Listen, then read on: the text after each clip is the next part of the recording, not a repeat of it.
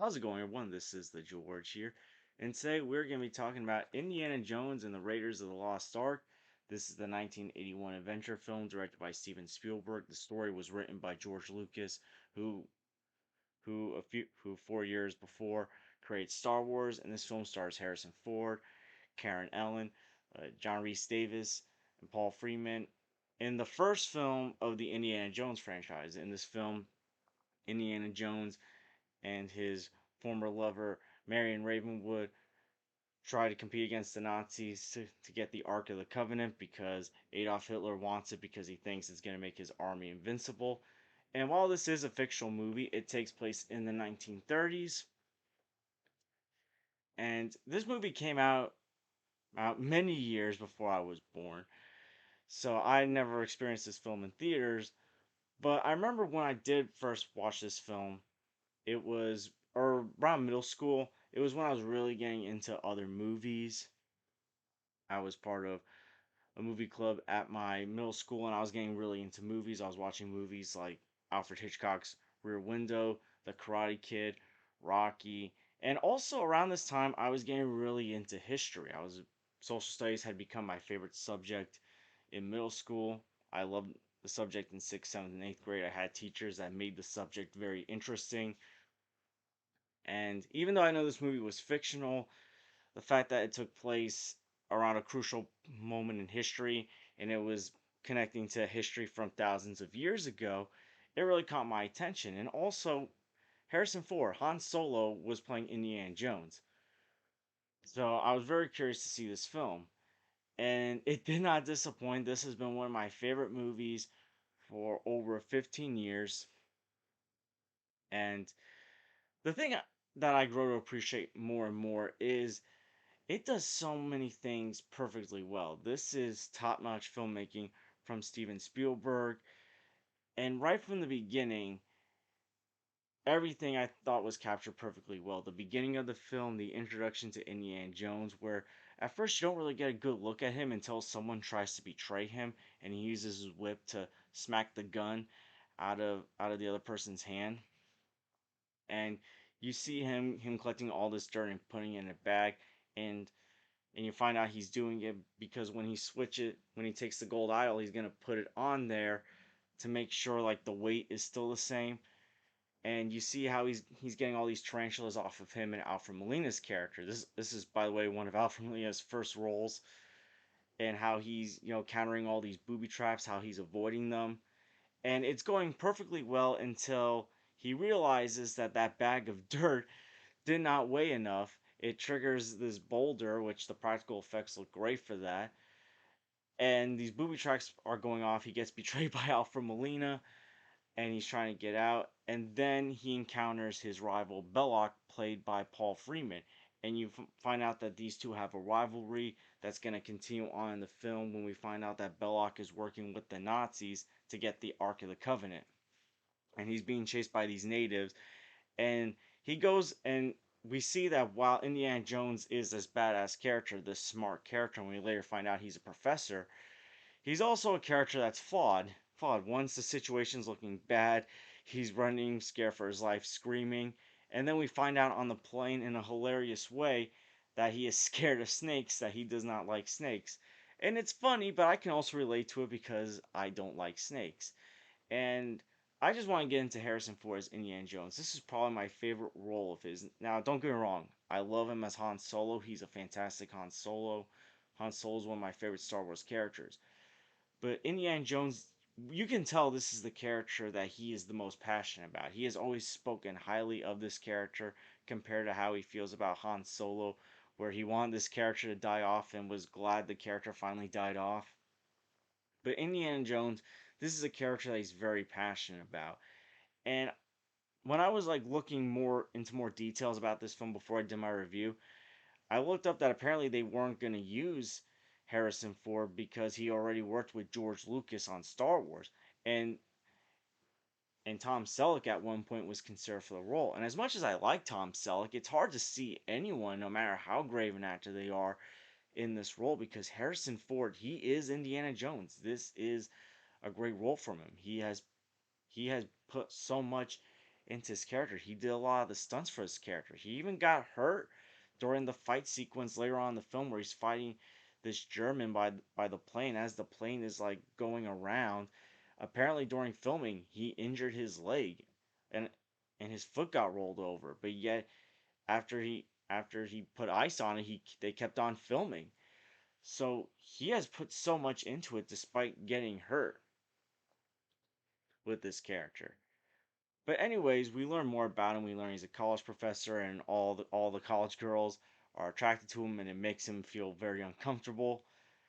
And he's approached to find the Ark of the Covenant before the Nazis do, and it ties into his former mentor Abner Ravenwood. And we find out that Indiana Jones had a romantic relationship with Abner's daughter, who was 17 at the time. And and that led to him and Abner having a fallout out, and it left Marion very hurt, bitter, and resentful. And Karen Ellen also does a great job as Marion. And her introduction, similar to Indiana Jones's introduction, is a great introduction. We see her at this bar. She's having a drinking contest with another person, and when she meets Indiana Jones, like her facial expression, she has this like bitter smile on this face. She's like Indiana Jones, and then she punches him as he's talking, explaining why he's here, and the emotions are just let out. She's talking about how he took advantage of her, but at the same time, Indiana Jones pointed out that she knew what she was doing, and then we get this really intense fight sequence between them and these Nazis, and the bar is burned to the ground, and Marion joins Indiana Jones on his quest. And I just want to say the transitions in this film, because they're traveling to different places in this film, we see the plane flying and we see like certain locations that they're flying over. We also see the map. We see places that they stop. Like it captures the adventure of this film. This is one of the best adventure movies ever made. It probably is the best adventure movie ever made, but it captures it between John Williams' adventurous score. This is one of his best musical scores ever. And then you see this map, and then you see where they're flying. I love the transitions so much in this film. And then we are introduced to Sala in this film, played by John Rice Davies. Oh, sorry if I mispronounced that last name, Davis. And Sala is one of the best characters in these movies. While he's a very funny character, he provides a lot of comedic relief. He's also a very loyal character to Indiana Jones and helps him. He's not a bumbling idiot like other comedic relief characters. He's very helpful and contributes to these movies. He's one of my favorite moments from him. This is actually a great scene, and Steven Spielberg does a great job. It's this exposition scene where they're learning more about the art, they're learning more stuff, and these dates are poisoned. And Indiana Jones, he has this date in his hand, and he keeps throwing it around. And right when you think he's gonna eat it, he's interrupted because exposition's happening, and it's very tense because you don't know if he's gonna eat it, when's he gonna get poisoned, and at the end of the scene, Sala starts out, singing happily, celebrating, and Indiana Jones tosses the date in the air. And as he's tossing it in the air, Sala becomes quiet. And right when Indiana Jones is about to eat it, Sala grabs it. His demeanor is now all serious, and he points to the monkey who ate one of the poisoned dates. And that's also a thing that I notice other films try to capture, having either a funny moment follow up with a serious moment, or a serious moment followed up with a funny moment. Indiana Jones does that perfectly. That's a perfect example of how to a, do a funny scene or a lighthearted scene following up with a dark scene. Because Indiana Jones could have gotten poisoned. A monkey died from getting poisoned. And the action, I gotta say, this is some of my favorite action.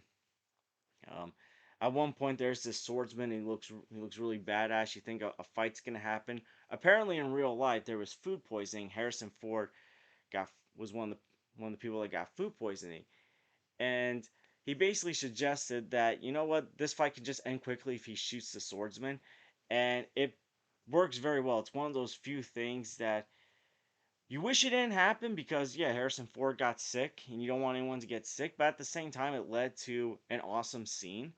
And then we get the scene where Indiana Jones thinks that Marion's dead, that he might have played a role in it, and I love how how like they give no hints that Marion is alive until we find out she is alive. She's held captive in one of the tents that the Nazis have, and there's this really tense scene between Indiana Jones and Belloc. And Belloc's getting on Indiana Jones's nerves, and I love Harrison Ford how he's capturing that anger so well. And again, this is where a dark,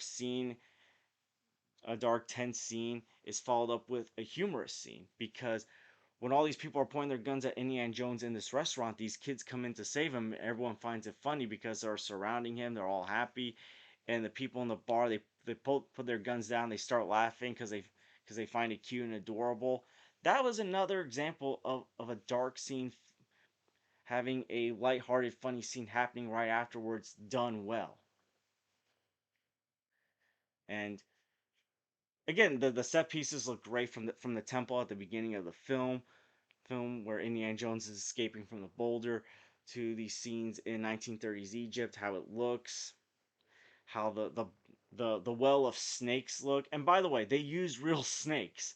Apparently, and at one point, like Karen Ellen was too petrified to scream because they were real snakes. And those were also real tarantulas at the beginning of the film that were on Harrison Ford and Alfred Molina.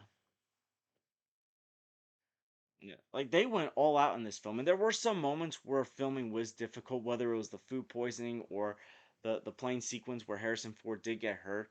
Apparently, during that Steven Spielberg was like ready to go home, but luckily they kept on going because this was an amazing film. It's crazy how like he made Jaws, which was also a frustrating film to make, if and then he makes Indiana Raiders of the Lost Ark, which also was a frustrating film to make, even though it turned out very well. And again, I also love the chemistry between Karen Ellen and Harrison Ford. I particularly like the scene where she's taking care of him on the boat and he's going here, here, here. It's adorable. Well, I just love the chemistry between the two. And also the ending of the film where the Ark of the Covenant comes out and faces are getting melted, heads are exploding. I remember when I first watched this film, even as a teenager, I really loved how grounded it was. And when that moment happened, it felt a bit off to me. But at the same time the practical effects, the effects of how it was done like how the face was melting off and like stuff coming out of the box was done very well for a film that came out in the early 1980s. And I've grown to appreciate more, especially because as we see in the next Indiana Jones movies, particularly Temple of Doom, which is the next one, that I don't mind this weird stuff happening as long as the film is still very good. And this is a phenomenal film. And it's not the happy ending you expect because Indiana Jones he's arguing with the same people that ask him to go find the Ark that they don't understand the powers. Whereas and even though he prevented the Nazis from getting it, it still feels like a bitter ending to him. But then him and Marion go off to get a drink and we're just glad that the Nazis don't have this ark, and we see that it's being put into this area where other artifacts, other stuff is. But overall, with Indiana Jones and Raiders of the Lost Ark, I love this movie. I love the performances. I love the characters. I love the love the stunts. I love the action. This is some of my favorite action. I love the designs, the costume designs, how they captured the 1930s perfectly, particularly in certain areas. The practical effects and the special effects at the time were pretty good. John Williams' score is iconic and great. And I'm gonna be honest, I was not gonna do an Indiana Jones review series because I didn't know if I had the time to.